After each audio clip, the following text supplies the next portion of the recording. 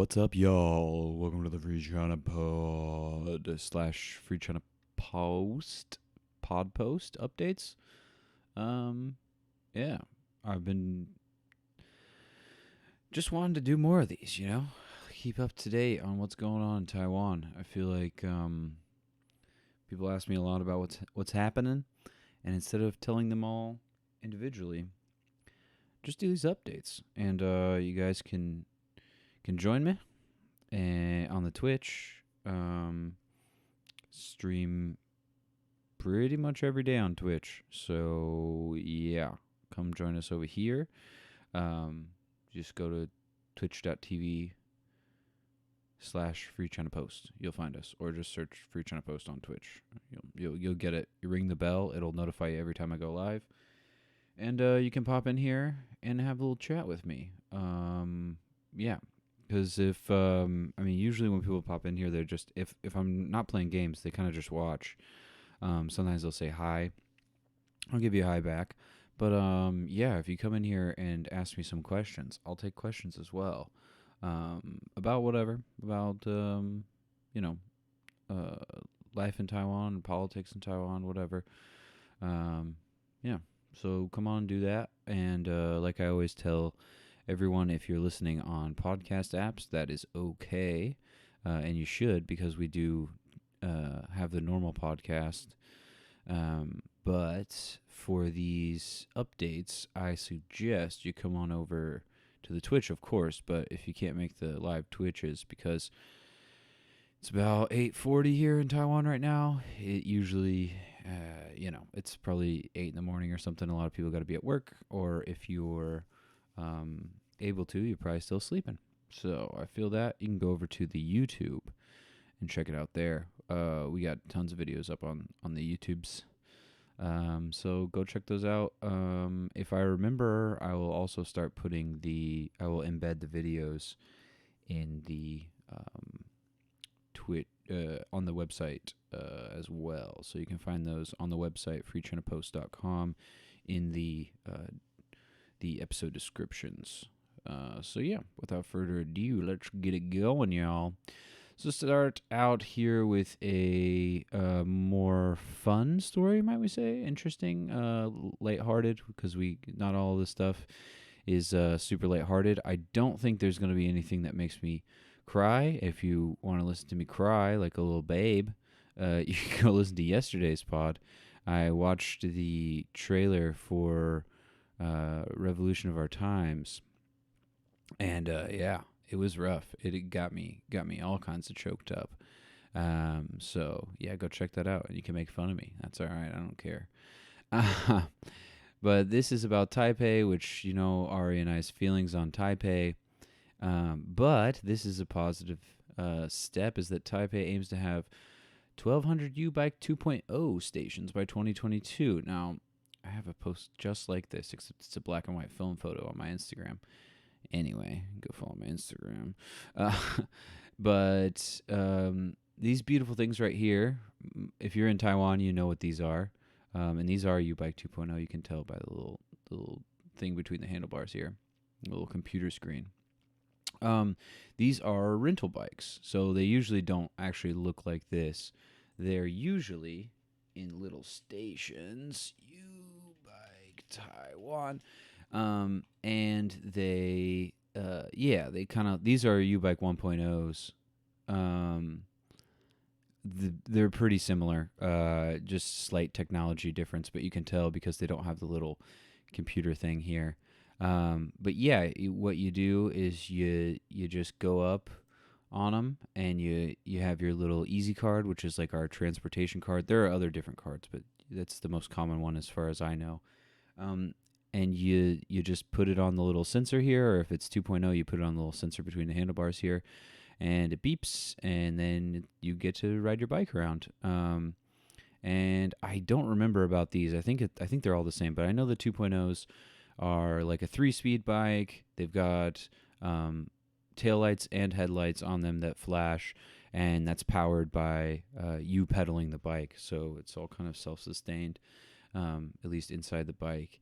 So they're pretty great. I ride one literally 5 days a week, over to the metro station because I used to drive my scooter every day, and I do like driving my scooter, but yeah, for like stress levels and also for sustainability, I started taking the U-bike over to the metro station, and then yeah, taking one of these bad boys. So they're really convenient, um, and they have them all over here in Kaohsiung, and I hope that they kind of spread them out. When I used to live in Taoyuan, they were not as prevalent. They had them around like major transportation nodes, and then also in like around schools. But in Kaohsiung, they're just everywhere. Like there's so many of them. And they have like a cool app that you can check, kind of has like a map feature that'll tell you how many bikes are in each station, so you can see if you can return and or if you can rent a bike. So it's just super convenient, and it's a great way to get around. That's pretty cheap. You can ride for 30 minutes for 5 NT, and using the classic 3 to 1, 30 to 1 conversion, that's like 15 cents if I'm doing that math right. So anyway, or 50 cents? I don't know. 50, 5 NT. Yeah, whatever. Whatever. What, 3 cents per 3 cents? Yeah, anyway, you get the idea. It's cheap, okay? It's really cheap. So they're planning to expand, like I said, the U-Bike 2.0 to 1,200 stations by 2022. They're actually ahead of schedule. They have 800. They were planning to get 750 by December. Oh, is that what it said? Anyway, they're ahead of target right now, which is good. And you can see this. A lot of people use them. They hit a high of more than 120,000 daily users in November, with a daily average of 94,000 users, which is the highest in all the country. But that makes sense. Taipei has the most people. It makes sense that they have the most usage of these. They also have things like these. Like there's a bunch of different ones. Wemo, iRent, GoShare. There's a sick one in Kaohsiung called Goku. These scooter rentals. I think the electric ones are fine, even though, again, like a lot of the electric power in Taiwan is like coal fire plants. So maybe not the best. But so I think this is probably the best way to do it. The MRTs are not everywhere. Obviously, Taipei has one, Kaohsiung has one, and now Taichung has one. So hopefully, and actually Taoyuan is building one, but they've been building it for like 6 decades now. And every year they're like, we're almost done. We're almost done. And the first time I came to Taiwan, just before I lived here, when I visited, it was like 7 years ago. And they were doing construction, and basically a little less than a year ago when I moved away, they had just finally opened to the edge of not to Taoyuan but to Zhongli, where I used to live, which is a district inside of Taoyuan. And they were saying for the longest time that the whole Zhongli MRT would be opened within the next couple of years. And I lived there for 5 years, and it never opened. They opened the one station on like the very far edge, which was nice because it was close to my house, and I could walk there and then go to the HSR, the high-speed rail station, or go to the airport. Incredibly convenient, but yeah, super slow. But the Kaohsiung MRT is super convenient, and the Taipei one is too, though it's way too crowded all the time. But anyway, yeah, they're offering some like special rates and stuff, but yeah, this is good. They should have this in every major city around the world, I would say, something like this.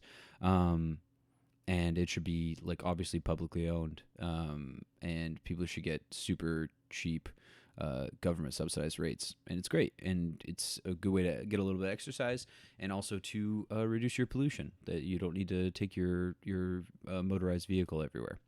Also clears up a lot of parking space, which is nice in Taiwan because there's not much of that, especially for cars. All right, so now we got a grip of more positive stories for Taiwan in the international space.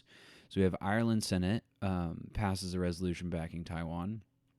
So on December 1st, which is yesterday for me, probably yesterday for you all listening as well, if you're pretty much anywhere, honestly, if you're listening to this.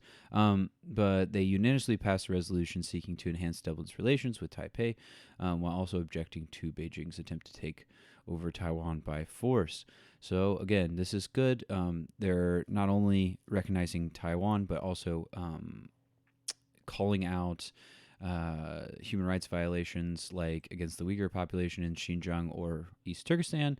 And these sorts of things are mostly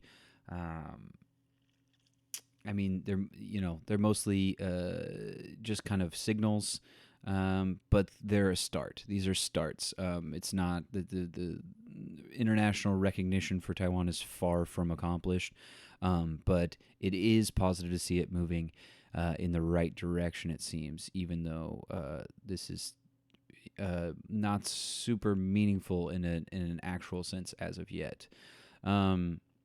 But it also says here that the only two previous times that a resolution concerning Taiwan was passed in the Irish Senate were in 2013 and 2015. The previous one was to support Taiwan's meaningful participation in international organizations and sign economic cooperation agreement with Taiwan. So this is the thing that's a little bit worrying.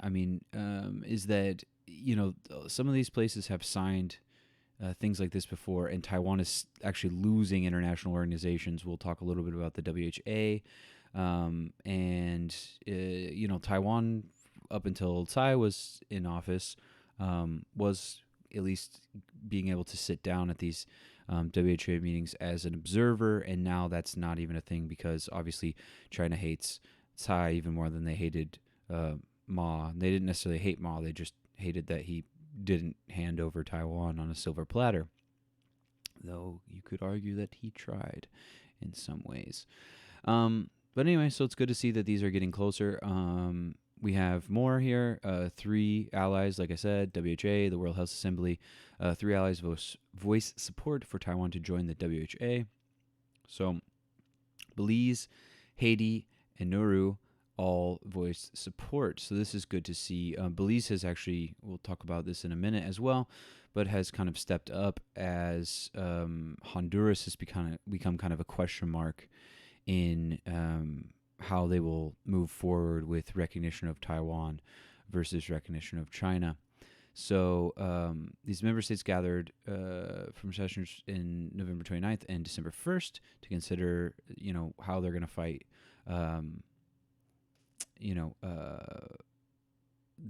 the pandemic, basically.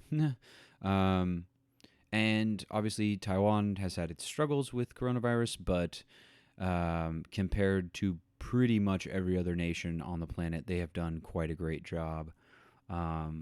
So it seems, the world could probably learn a little bit of something from Taiwan. Now it says Belize said that Taiwan's participation in this global health organization has been excluded for political reasons. That's obviously true. It just is. There's no reason aside from the pressure from Beijing that Taiwan isn't involved in this. Taiwan has its own vaccine, which may be gaining traction. I wrote an article about that everyone should check out over on FreeChinaPost.com.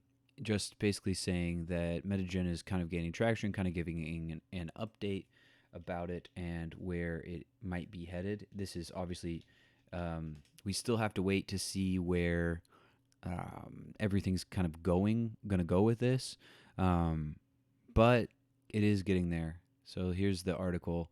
It's called Medigen Making Moves. And you can check it out. I'm not going to read through it right now, but there's a lot of information in here that can give you some insights on what might be happening and kind of where some of the struggles might be. But it does seem like it has some possibilities for future progress, like the WHO, who also excludes Taiwan, obviously. These two are kind of one in the whole. But they are doing trials on Medigen now, so that's good. They need to stop ignoring Taiwan. All right, in more positive news for Taiwan, we have the Dutch passing 2 pro-Taiwan motions. So MOFA, the Ministry of Foreign Affairs, thanked the Dutch House of Representatives for passing motions in support of maintaining the status quo and also closer Taiwan-Lithuania ties. So they basically passed these 2 motions in the same day. Not basically, they did, and this is another like positive step. Okay, so One basically said that the Dutch government should object to any unilateral changes to the status quo by China. You know, again, how we feel about status quo over here. It can't be the status quo forever. It can only last so long. It passed 120 to 30, which is pretty strong passage. It's not unanimous, but it's pretty good. That's something you wouldn't shake a stick at. Okay, and then the other motion was that it urged the Dutch government to push the EU to support Lithuania, which obviously is facing retaliation from China because anyone that mentions Taiwan will get screamed at by Beijing and have threats thrown at them, which we recently did just see that they were threatening various nations with violence. Obviously, they'll claim that it's just turns of phrases and such, but things like you will have your face smashed, you will have your head bashed in, things like that. Like literally, you can go read the quotes. So that one was passed 117 to 33. So again, good moves here moving forward. And interesting, maybe people might not know how close Taiwan and the Netherlands actually are, besides both being, all these things, democracies. They value the rule of law, freedom, and human rights. Now, there's obviously criticisms of both nations that we could make and people should make. I think that's part of being a good citizen that loves your country, is calling it out. Enos Cantor might disagree with me, but hey, that's my take. But yeah, actually, they have pretty good relations and a lot of money flowing between the two, which is, unfortunately, the way that a lot of stuff in these relationships grow. So it says, over the past few years, the Netherlands has become Taiwan's biggest source of foreign direct investment, as well as Taiwan's biggest investment destination and second largest trading partner in Europe. So it's good. It's good to see these things pass, and the fact that they two passed like in the same day is pretty amazing. So this is a story we talked about before, that the new Honduran president, Castro, has kind of gone back and forth on whether the country of Honduras will continue to support Taiwan as one of its 15 diplomatic allies. She's basically made comments that they might switch recognition to China, but it's hard to say. I'll get to some potential things that look positive on this congratulation I'll show you in a second, and also some things that look a little bit concerning, though I have caveats about that. So basically they congratulated her. She took 52% of the votes. What I started to mention, but I don't think I fully mentioned yesterday, is one of the reasons that she might be against Taiwan is because she doesn't like the U.S. and for valid reasons. Like I did mention, her husband, I forgot to mention that it was her husband, but it is her husband.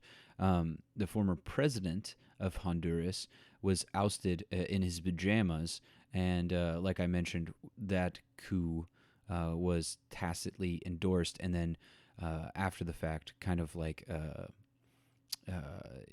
justified by Hillary Clinton, saying that it was totally within their rights, totally legal, totally fine, not a big deal, and it was a good idea. We're glad we did that. Not good. So let's hope that we keep 15 diplomatic allies and don't drop to 14 here in Taiwan, but we'll see. But here's something. So Tsai Ing-wen congratulates her using Spanish. Tsai Ing-wen, I mean, obviously it could be someone tweeting for her, but she tweets in so many languages. I feel like the least thing she tweets in is Mandarin. Like we can see here, if we can real quick jump through a few of these. Let's just go to Tsai Ing-wen. I don't want to open up that many tabs. So let's see. We have English, Spanish, English, translating her own tweet. This looks like French, and then English, also like just a lot of languages. Again, she's the president. She can get people to translate for her. It's just interesting because she definitely does it a lot. And I know she does speak numerous languages. Like a lot of politicians in Taiwan will at least speak um, pretty good Mandarin and pretty good Taiwanese, and some like the current mayor of Taoyuan, Zhou. I don't know how fluent it is because I don't know many Hakka speakers, but I know he speaks some Hakka because Taoyuan is like a pretty big stronghold for like these Hakka enclaves. So yeah, they'll usually speak a few languages, and then a lot of them also speak quite a bit of English. And Tsai Ing-wen speaks a lot of English as well. But anyway, that was my little side tangent. But she congratulates Castro on her win. This is also important to remember because Castro will be the first female president of Honduras. Tsai Ing-wen is the first female president of Taiwan. So this is even more interesting. And then she obviously says, muchas gracias, Presidente Tsai Ing-wen. So that looks good, positive, right? Seems like a good thing. Throw a little like on here. But when you drop down in the comments, there's a lot of psychotic stuff. I mean, you can obviously see these tanky looking people. But I don't speak a whole lot of Spanish. I can read muchas gracias. But I don't speak a lot of Spanish besides the stuff that some of my students teach me. But you have a lot of people saying that they should switch over to China. But you do have some, obviously, this is stupid map. Don't I get the desire to do things like this? Don't do this, okay? It's the same thing that China does to Taiwan, and it's gross. Just support Taiwan freedom. But you can see Xi Jinping. So you can obviously see there's a lot of heated stuff going on in the comments. If you can read Spanish, if you can't, I'll tell you. I translated a bunch of them. Some of them are like, "Oh, Taiwan is a republic of lies." Like, it seems like it's like, again, this is what I was going to say. Is there's caveats. Is that this is all social media. It's likely that a lot of these are bot accounts. You could see some of the ones I highlighted. They have like 32 followers, 205. I mean, again, I'm not one to throw stones here. I don't. My personal Twitter is not very big. Do feel free to go follow me. Yeah. So, but anyway, yeah. It doesn't. Twitter is also not always a good reflection of reality, though. Sometimes it is. I don't know about this. I don't know what the sentiment is in Honduras, but hopefully there will be some polling data out soon. And I also don't know a ton about Castro, but I assume that the Honduran government will be very careful about the decision that they make, and that they will probably mostly follow public opinion. If it's overwhelmingly in the support of either country, they will probably go with that. If it's close, I don't know. They might try to throw the ball down the middle, but we'll see. We'll wait and see. But a lot of good news, and then this story that I was very worried about, and now I'm more on the fence about.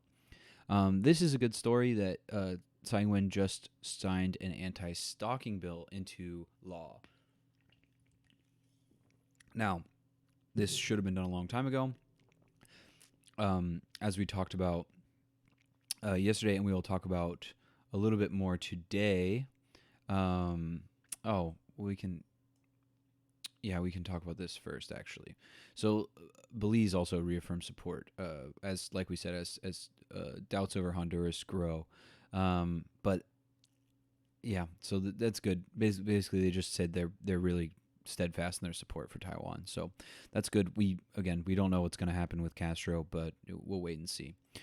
Back to the stalking bill. Like we talked about earlier with Gao Jiayu and her allegations of domestic violence against her boyfriend, she being abused by her boyfriend, to be clear.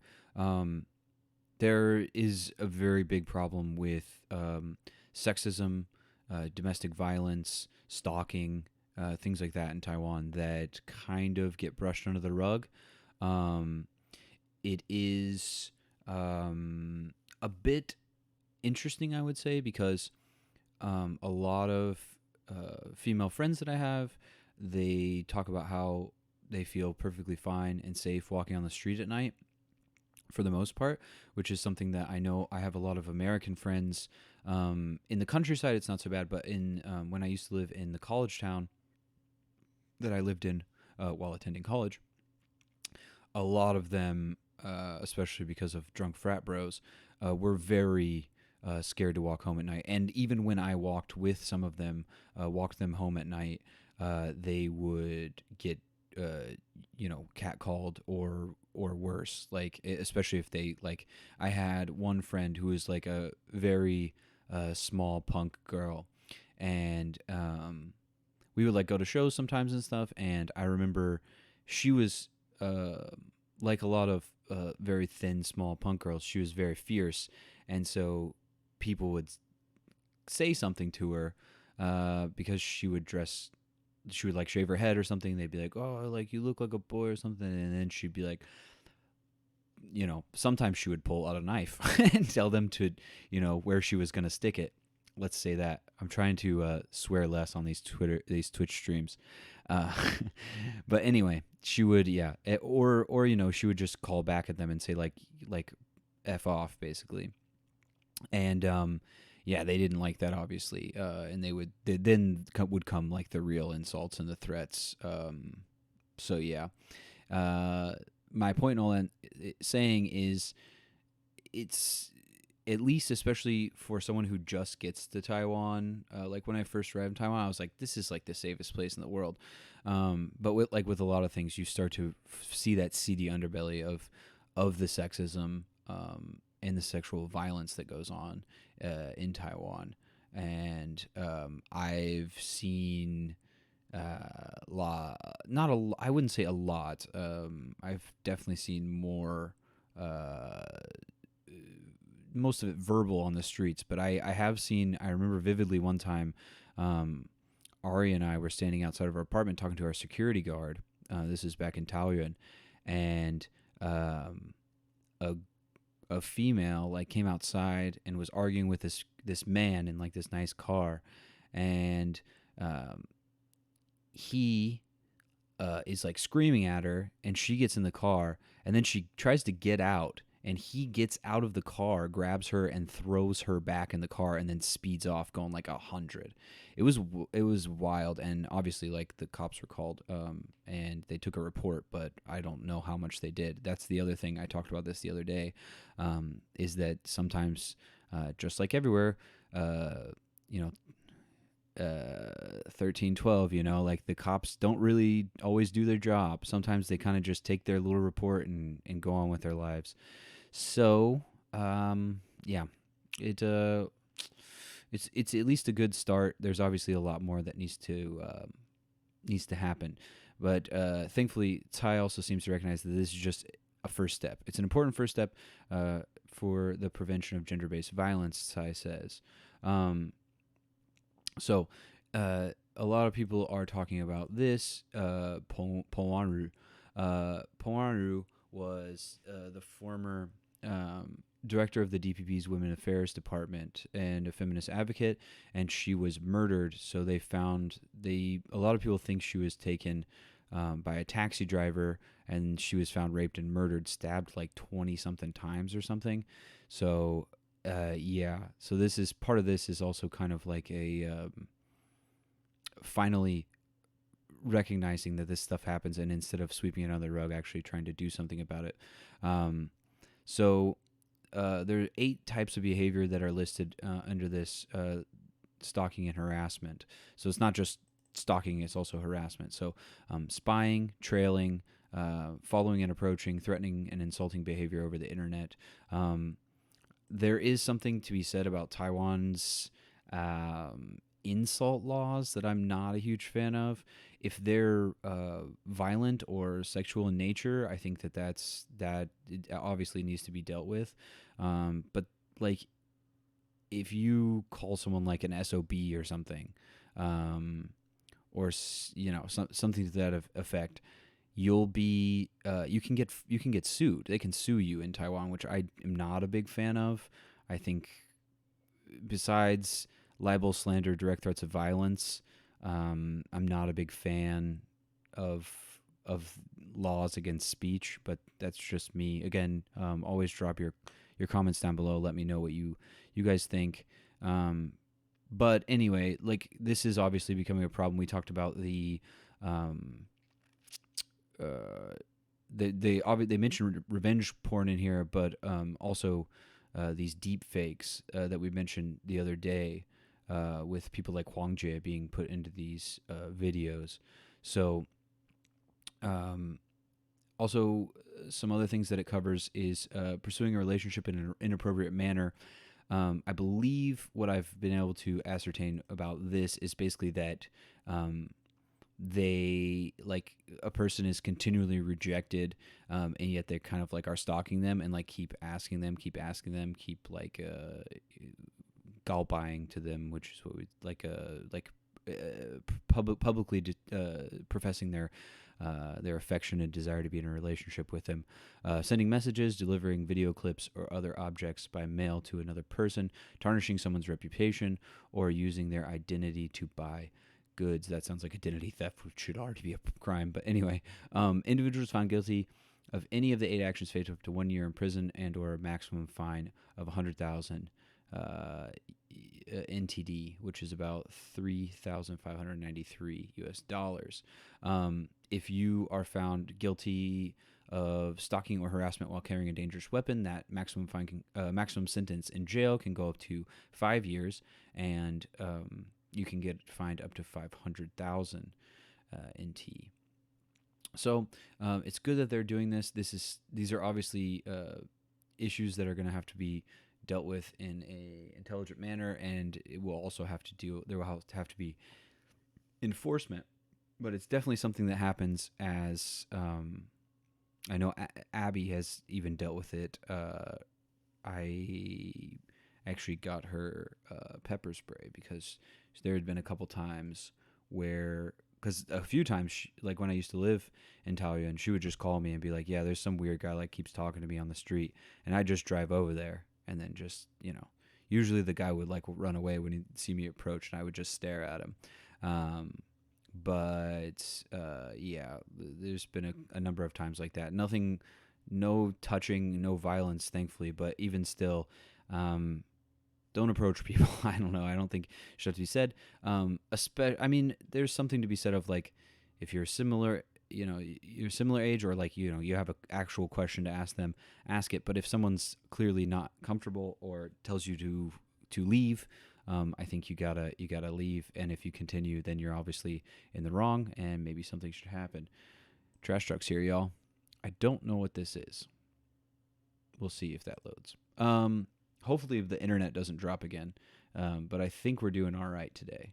It seems like the internet connection is a bit better today, and I'm very thankful for that. Yeah, sorry everyone who was watching the stream yesterday and then it just dropped out. But that's the way it goes sometimes.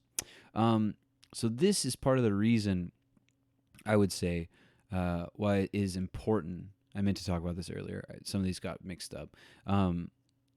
This is part of the reason why it's important to have recognition for Taiwan, and why when people don't, it's mostly the people that suffer.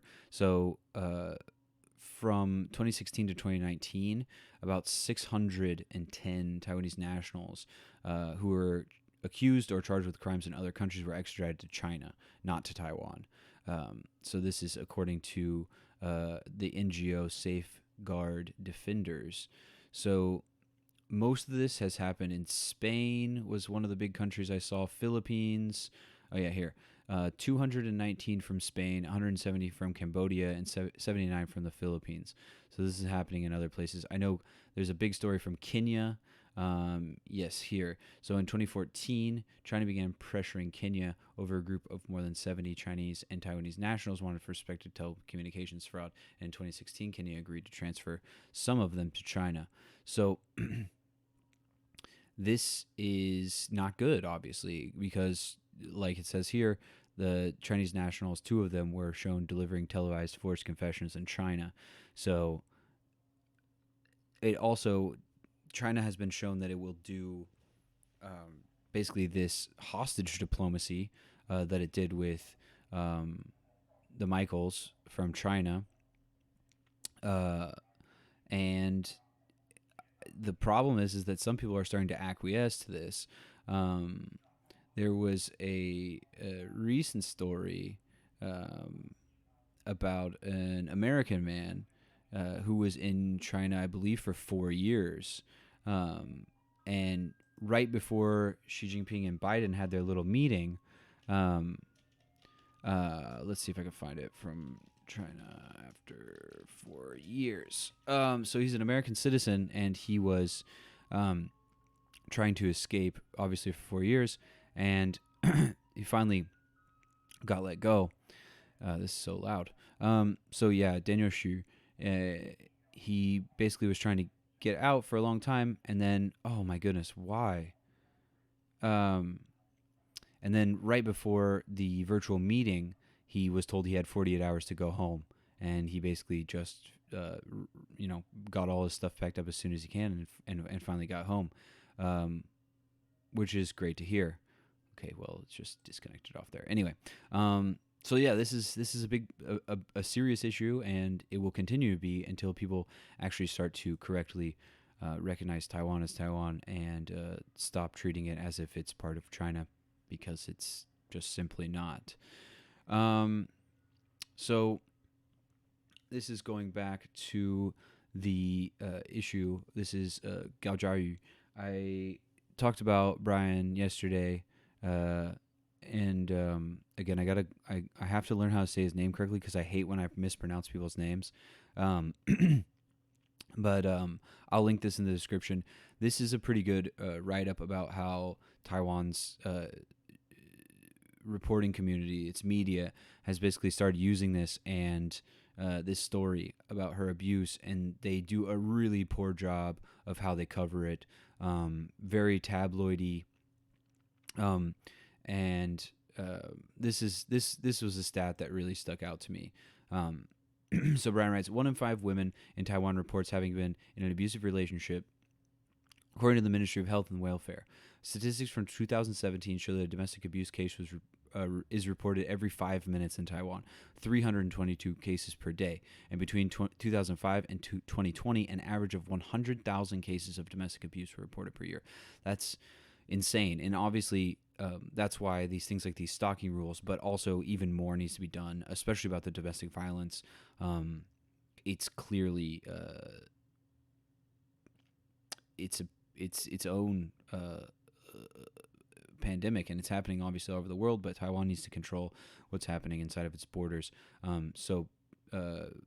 He also mentions that just like in a lot of countries around the world, when lockdowns started, there's an increase in domestic violence, and that also happened in Taiwan.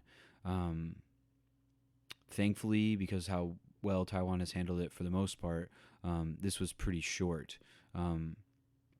But it shouldn't be allowed, no matter if we're in lockdown, whatever, it should not be obviously allowed to happen. And these and women and all these people should be protected. So I'll put this in the description box, like I would do with all of these links, and I would strongly encourage you guys to go read this. It's a really good article. And kind of lambast the Taiwanese media as they deserve to be for being kind of tabloidy and talking too much about, oh, what was the woman wearing? What did she do? Was it her fault? And doing this victim blaming nonsense that I've also seen out of social media, not specifically on this case, but even cases like obviously those Americans will probably be familiar with this kind of thing. It's gross and it needs to be called out. And thankfully, this article does a pretty good job of that.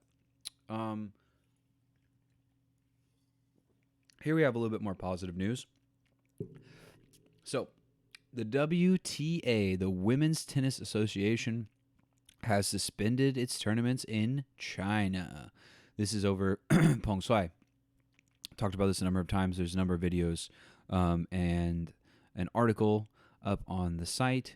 So, they had threatened this, and unlike most threats, they followed through on it. And I was very congratulatory and happy about the fact that they even threatened it, because most places, most international bodies, especially sports, and entertainment, I should say, uh, will not go very far and will not threaten because they want to make their money. Um, but the WTA and Steve Simon did. They said they were left. He says, "quote They were quote left with no left the WTA with no choice." So they pulled their events from China, and also includes Hong Kong. They're basically just for not addressing this in any credible way. Um, so obviously the IOC, like I said, these other entertainment groups like the International Olympic Committee, which Ari wrote a good article on. You can basically search IOC on Free China Post and find a few articles, and also a number of podcasts where we talk about the IOC and how corrupt they are. Obviously, the IOC president, Thomas Bach, just an absolute, what's a polite word I can use? Just a money pig, let's say. And went out there to whitewash what China is doing to this woman who's basically been kidnapped after coming out with a sexual assault rape allegation. So WTA says that they don't believe that she's free to speak her mind, which I would tend to agree with that. We've seen videos of her, but we basically haven't seen that she's free to speak her mind. And it's good to see that they're doing, like he says, doing everything possible to protect his players. And I hope they continue to do so. So this is why this is important. Like I talked about, they stand to lose a lot of money, and so that's why this is even more respectable, because they're putting their players and they're putting ethics and human rights over money, which is so rare to see these days. So this quote, this is from Vice, if you're listening, and again, the article will be in the description below. It says the WTA also has hundreds of millions of dollars to lose.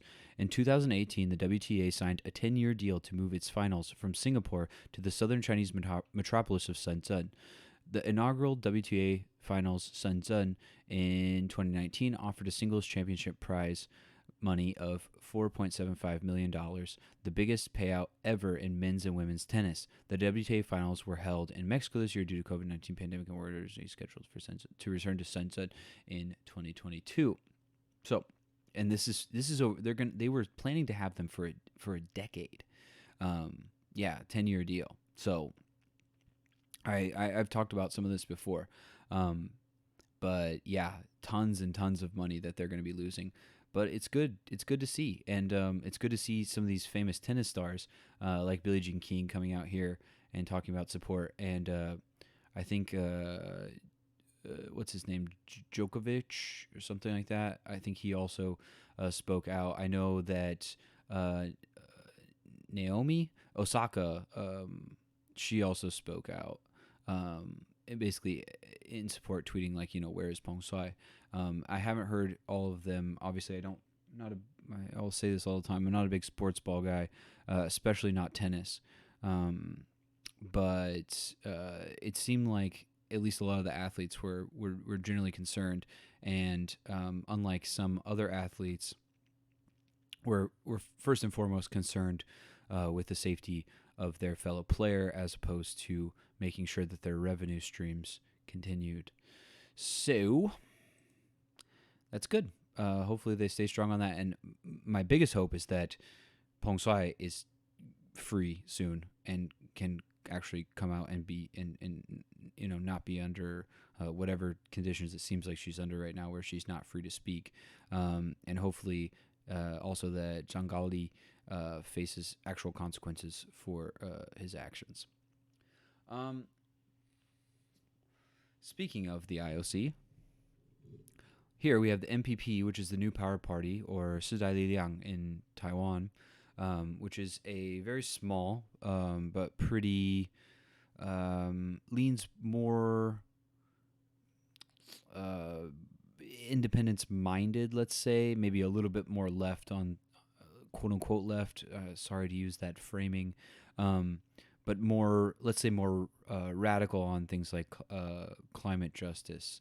It seems for the most part, but mainly a little bit more strong on independence. Not as far on the Taiwan independence issue as someone like the Taiwan State Building Party, but still stronger than the DPP, let's say. But they're pan-green party. And so they're actually calling for a boycott of the next year's Winter Olympic Games that are going to be in China, which they start in February, I believe. I think the 4th to the 20th. So it's coming up soon. But it says that the legislative resolution they proposed fell short.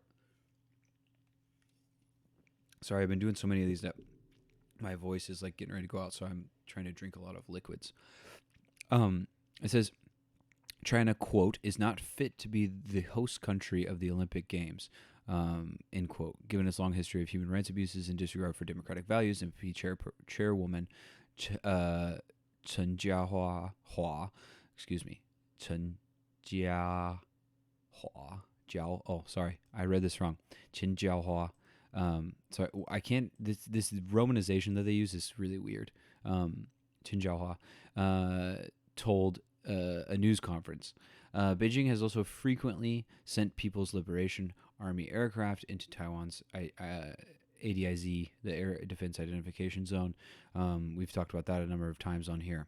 But what it does is it says that the cabinet should carefully assess and pay attention to international efforts to boycott the 24th Winter Olympic Games in Beijing 2020 and come up with the correct response at an appropriate time. So it's basically the same thing with a lot of these things we talked about at the beginning.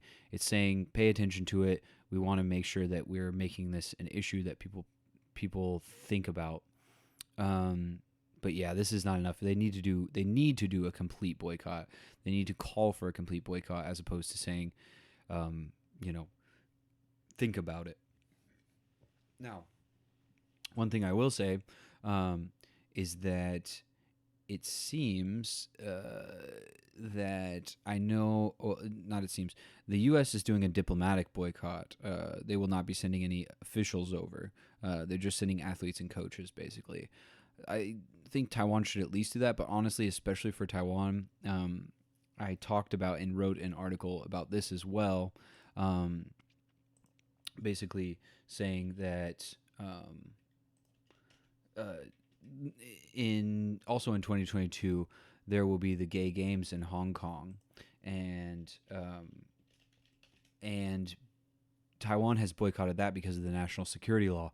What I don't understand is that they basically have the same law in China, and so here it is. It says Taiwan won't be competing in the Gay Games in Hong Kong. What about Beijing 2022?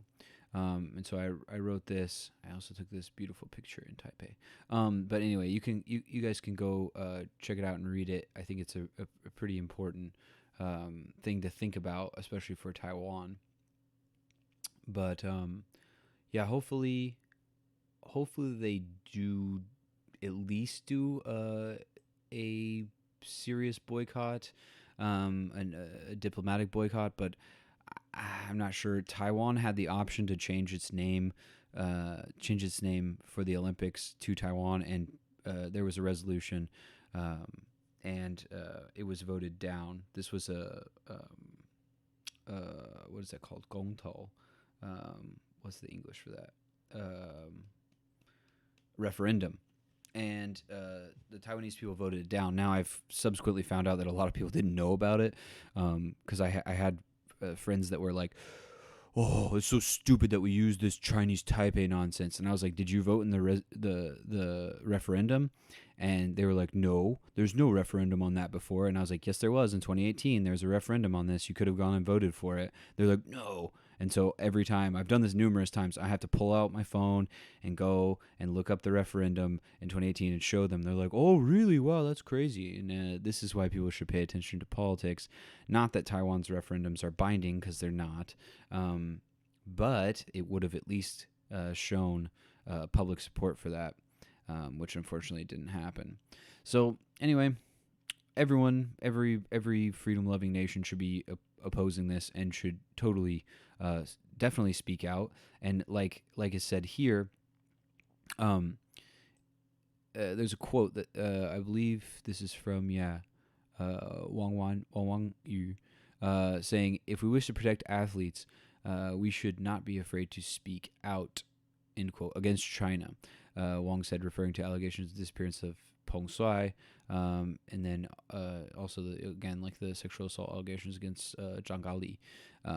So yeah, that's the point, is that it's very possible that these Taiwanese athletes go over there and one of them says the wrong thing, or whatever it is, or Beijing just doesn't feel like it and they make something up and then put them in a black site, and now they have another asset with which to do this sort of these sorts of diplomatic kidnappings, and then use it to pressure Taiwan to do something that it wants. So it's frustrating to see, but hopefully more and more people will be calling for boycotts and actually push hard for them, as opposed to just use it as a rhetorical tool to try to get votes like some representatives have done in America, and not actually push hard for it. Let's see. We'll see. So we've got new COVID rules. This is just a real quick thing. I talked about basically the big problems with bureaucracy in Taiwan. There are people that are stuck overseas right now, and they will lose their household registration, which is a whole thing to describe in and of itself. But suffice it to say, they have this household registration scheme, and if you are outside of the country too long, your national health insurance will phase out, and then you need to normally reapply and then wait 6 months to get it back. They're actually waiving this now, which is good, but they also need to be handling that mask is interesting. They need to be handling their business with all kinds of these in terms of like getting visas, etc. They need to actually handle it, as opposed to just saying like making these like small fixing of these rules. But anyway, that is just one small positive in a sea of mess ups by Taiwan in terms of their getting people in and out of the country, and making sure that they will have a smooth transition when they do so. One other thing that I saw that I didn't include here is that Taiwan is, in this month actually, is going to switch from a 14-day hotel quarantine to a 7-day hotel and then a 7-day home quarantine, which I get why they're doing that on one hand, because they want to make it cheaper for people, but really they should just be subsidizing people to stay in these hotels. It's dangerous, especially with this Omicron. It seems like the Omicron spreads pretty quick. It does seem like the symptoms are moderately mild, but it's still only like 50% of people in Taiwan that are vaccinated with both doses. We have about 70% with one dose, but still. And then not only that, but you have issues with even if it doesn't hospitalize or kill you, there's other things about long haul COVID, etc. And we've had 0 cases for like a couple weeks now. There's just no reason to risk introducing it back into the population here. 0 COVID is a real possibility in Taiwan. It looks like we're doing it, and easing up while the rest of the world is burning is not a good look. So I hope they reconsider that. I was listening to a doctor speak today, and he was saying that because they do 2 rounds of testing, they do a PCR testing with these people in quarantine. They have to do a test before, then they do a PCR test before they let them out. But he was saying basically that they need to be doing not only nose, but nose and throat swabs, because sometimes the virus will hold up in the upper respiratory tract, and sometimes it will hold in the lower respiratory tract. So he was saying, and this is just one doctor's opinion, that they need to be doing both, because just doing it in the nose is insufficient. I'm not a healthcare expert, but I'm definitely in favor of an abundance of caution in this case. So let's hope that Taiwan can maintain this 0 COVID streak that we've been doing. By the way, also, speaking of, I'm just going to keep clicking FreeChinaPost links. Actually, I'm not going to do it like this. I'm going to do it like this. Ari just wrote a really good article that I'll also include in the show notes. They really want me to start advertising in China. I don't think they'll let me advertise my site, but I'll check this out later. I'll click on this, and then maybe I can see if I can add some advertisements to run Free China Post in in China. But this is his article is called "Is Unanimous Infection Inevitable?" So go read this. It's a really good article. He kind of lays out a lot of stuff and talks about how the U.S. and a lot of Western countries have basically given up, and he actually gives China credit, as they should be, for actually fighting to get to 0 cases. Now, some of their methods, like he has been very good about pointing out, have been horrible. But they certainly are at least fighting for 0 cases, whereas a lot of Western countries have basically refused to fight. They've laid down and died. Sometimes, in the case of especially of America, literally. Anyway, so go check that out. Again, it'll be in the description box below. So this was just a little fun article, I thought.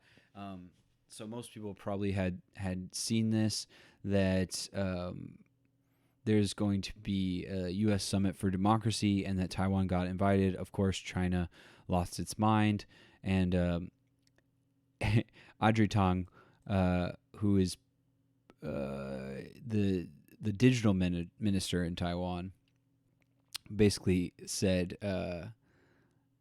if you want to join, then maybe you should be more democratic. So that's what she said to China, which I think is a great line. It doesn't. What does it say? Here. So for all the governments and people around the world who feel maybe slighted that they have not been invited as a participant, my suggestion is to double down on realizing democracy, so that maybe by the next round we can be sharing the same stage. That's not only is that like classy and not like a something that China would do, like, oh, Taiwan is so great, we smash your face with our democracy. It's classy, and it's the right thing to say too. Yeah, why don't you be more democratic? And Taiwan's not above reproach. We need to criticize it when it's not democratic, but it's good to see that she actually called this out. Now, one thing I did see, they call her a transgender woman, but last I saw from her, I follow her on Facebook and I think Instagram as well.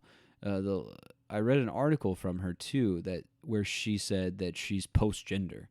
She said she originally came out as transgender. She's a transgender woman, but now she said basically that you can call her whatever pronouns, that she's just like post-gender. She doesn't really identify as a gender. So anyway, I just thought that was something worth noting. But she was the first transgender woman to be in the Taiwanese government that I know. So yeah, Audrey Tang is the bomb. She's cool as hell. So yeah, if you can read stuff by her, she's also responsible for like a lot of the anonymity, but also the quality of the contact tracing here that we have, which has been a huge deal for Taiwan. She's also really big on internet security, which obviously Taiwan needs a huge deal of because we're constantly under cyber attacks from China. But Audrey Tong's the bomb, so check her out. Okay, I don't know if you guys can hear this, but there's just people just banging on stuff outside. I don't know what's happening, but if you can hear it, I apologize. Here is where another thing where we need to criticize Taiwan. So there's an investigation in Taiwan, basically tons of shark fins. So yeah, not much else to say, but there's a lot of shark fins found here in Kaohsiung, actually. A number of different sharks: silky sharks, ocean white-tip sharks, Marco sharks, thresher sharks, and gray white sharks. And they're just doing it, like it says, they're doing it in broad daylight. They're not really even trying to hide it. I will say that I've been to a wedding at a big fancy hotel in Taipei where they were just serving shark fin soup. They weren't like hiding it or anything. So it's definitely something that happens and needs to be dealt with. It's disgusting. Go veg, everybody. That would be my what I would suggest to you. I think it's not that difficult. I realize if you live in a food desert or something like that, that's a different story. But I think there are ways to do it, and it's also not. People always say that it's like this rich people thing. It's really not. There are ways to do it. I get that it's not as easy for everyone, and I'm not here to shame or dump on people. I'm not here to be the preachy vegetarian. I'm really not. But I have not regretted it for a second since I became veg. That's another reason why I'm not here to dump on people, because for me, I knew that I should have been vegetarian a long time ago because I could do it, and I didn't. So I get like the hesitancy to switch, but just try it. Try it with you, and let me know how it goes if you do try it. And if you need tips or anything, hit me up. I got lots of good recipes. But definitely don't be eating shark fins, whatever you do. That's horrible. Here's some good news, more good news out of Taiwan. We'll end on a couple little positive stories here. The Yunlin offshore wind farm is starting up, so that's good. That's about all I have to say about it. More electric energy, and then another energy story here that is likewise interesting is that they're doing bioenergy now with animal feces. So they opened a manure plant in Hualien, and so they're basically using this to create methane and then using it to help with the power grid. So it says that they are helping to generate what will amount to approximately 876,000 kilowatt hours of electricity each year on the Thai power grid, the equivalent electricity capacity of 250 households from 300 tons of livestock manure wastewater each day. So they're doing this with a certain kind of pump, and then basically they're saying that already it's showing that it's producing pretty high levels of methane pretty quickly. So that's good. And it also says that it is the director of Fluid Power Co., Mark Lowe, said, quote, "It is also extremely reliable and very easy to maintain." This is another good thing. Okay, so here's the last part of here. It says, as well as producing biogas and creating high-quality organic fertilizer from biogas residue, the $3 million Pushgu Biomass Energy Center, 49% financed by Taiwan's Environmental Protection Administration, will also help reduce the discharge of high chemical oxygen demand, high biological oxygen demand, and the high nitrogen from livestock wastewater into irrigation channels. So it's also going to help clear up these waterways, which is really good. Okay, so it says from these irrigation channels and also the Shoguluan Creek by almost 110,000 tons annually. That's a huge amount. And also it will reduce CO2 emissions by about 3,000 tons. And it says that rice farmers are using the nutrient-rich organic biogas digestate for their farmlands, and they said that they're having a vast improvement. This is also, I mean, it's from bioenergynews.com, so you take some of this with a grain of salt, but they're saying they're having vast improvement compared to previously used chemical fertilizers. So if they can make sure that this maintains its quality and quality control also, and make sure that they're not polluting stuff, this sounds like it could be a pretty good alternative fuel source in Taiwan. So I would like to see more results, and also hopefully see this from somewhere that is not, part of this big energy thing. Maybe a more unbiased source. But it seems like a good thing. It seems like that this could be an extremely positive thing. So it's good. I'm hopeful. I'm heartened by some of these stories, because we're definitely gonna have to figure out what we're gonna do in Taiwan, because it doesn't seem like people really want to open the fourth nuclear reactor. And I'm all for nuclear as a transition energy source, but I am not for it for a long-term source, especially in a place like Taiwan that is susceptible to lots of earthquakes and potentially tsunamis. So we got to transition to something more sustainable, which is definitely not coal like a lot of the stuff is running on now. So let's hope we can move on that sometime soon. But anyway, folks, I think I've gone on quite long enough. Hopefully, you got some good information out of these stories. If you did, you know, make sure to share us with your friends, and also let us know. It's always good to hear from you guys. Every once in a while, someone will hit me up and be like, "Oh man, I really love the work you're doing. Oh, I learned this. This was really cool." Or, "Hey, did you hear about this?" And give me some stories, and all of that. I love it. So it's really great to interact with you guys, and never hesitate. And as always, please go check out the site. And when you do, turn off your ad blocker, and you can click on some of those ads. That really helps us out. Also, you can, share us word of mouth. Like honestly, it that helps so much too. Just getting more people informed about like kind of what we do here, and you know, just spreading the word. It means a great deal, and it really does make the world a difference to us. And lastly, if you do have a little extra money to throw, you can go over here to the Patreon, which is patreon.com. That's patreon.com/FreeChinaPost. And you can get all the cool stuff on here. So for as little as $3 a month, you can be joining us on the Discord and talk with us on there. $2 more a month, you get postcards, and you can see, as we go down, all kinds of cool stuff. And you can join for a month and stop, or you can join for the rest of your life, which is what we'll hope you do. But yeah, the more help like that we can get, the more content we'll be able to put out, and the better quality we'll be able to do with a lot of this stuff. So please do. And whatever you do, know that we appreciate you. We love you. We'll talk to you soon. FCP.